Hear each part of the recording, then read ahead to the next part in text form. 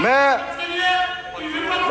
जो हमारा आदिवासी समाज के अस्तित्व, अधिकारों और न्याय से जुड़ा हुआ मामला है, राजस्थान के अनुसूचित क्षेत्र से जिसे संविधान ने आदिवासी समाज की संस्कृति, आर्थिक सामाजिक सुरक्षा के लिए आरक्षित किया है, वह आज तक एक बड़ा अन्याय हो रहा है। वनाधिकार अधिनियम 2006 और संविधान की 5वीं अनुसूची में आदिवासी को जल, जंगल और जमीन के अधिकार दिए गए हैं। ये वो आदिवासी है जो जंगलों में रहते हैं, अपने पुरखों की विरासत को बचा कर रखते हैं और आज तक उनके साथ में रहते आए हुए, पेड़ों को पूजते हैं, पर्वतों को भगवान मानते हैं। ऐसे में उन आदिवासियों के साथ में सबसे बड़ा संवैधानिक धोखा हो रहा है। खनन के नाम पर गैर आदिवासी को और गैर सरकारी संस्थाओं को वहां पर पट्टे दिए जाते हैं। यहाँ पर मैं ये पूछना चाहता हूँ कि सवाल ये उठता है कि एक देश, एक राज्य, एक संविधान है, तो आदिवासियों के साथ में दोहरा व्यवहार क्यों? जब खनन कंपनी को जंगल की भूमि देने की अनुमति दी जा सकती है, तो आदिवासियों को वनाधिकार के पट्टे क्यों नहीं दिए जा सकते? जब गैर आदिवासी पूंजीपति को खनिज दोहन की छूट दी जा सकती है, तो वनों के असली रक्षक आदिवासी को जंगल से बाहर क्यों निकाला जाता है?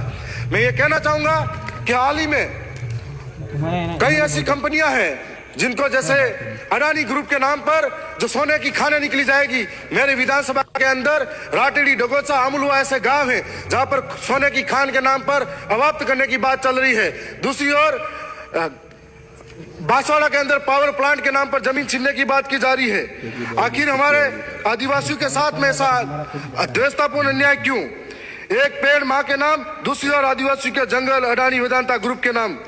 अनुसूचित क्षेत्र में आदिवासियों के वनाधिकार पट्टों को त्वरित वितरण किया जाए, ये हम आपको कहना चाहेंगे। आदिवासी भूमि पर बाहरी कंपनियों द्वारा खनन गतिविधि को तत्काल प्रभाव से रोका जाए।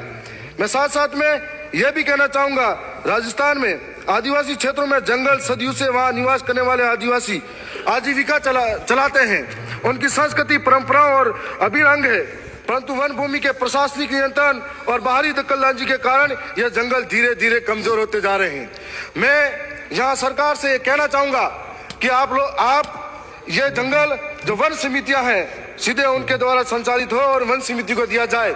और आप यदि 10 साल के लिए वन समिति के नाम पर इन आदिवासियों को अगर जंगल की सुरक्षा देते हो, हम गारंटी लेते हैं कि 10 साल के अंदर सारे जंगलों को हरा भरा कर देंगे।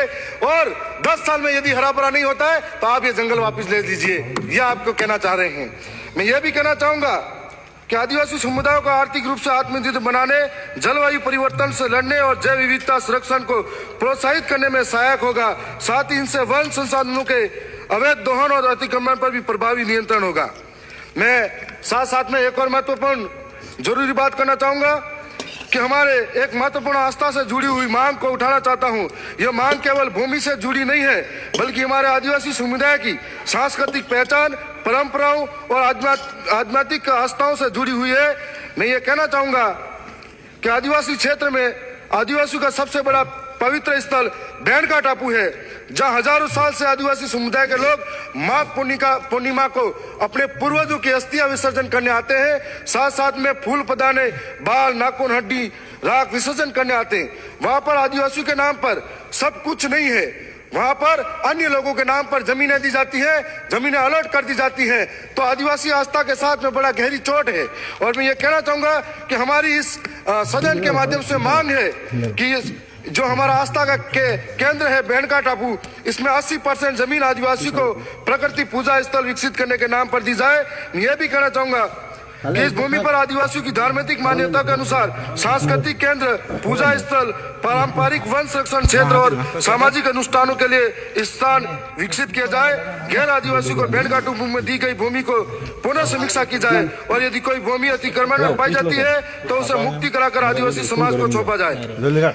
मैं इस दौरान यह भी कहूंगा कि हाल ही में राजस्थान सरकार ने 2024 के बजट घोषणा में यह बात भी कही थी कि प्रदेश में 3 नवीन महिला बटालियन खोली जानी प्रस्तावित है। यदि ऐसा है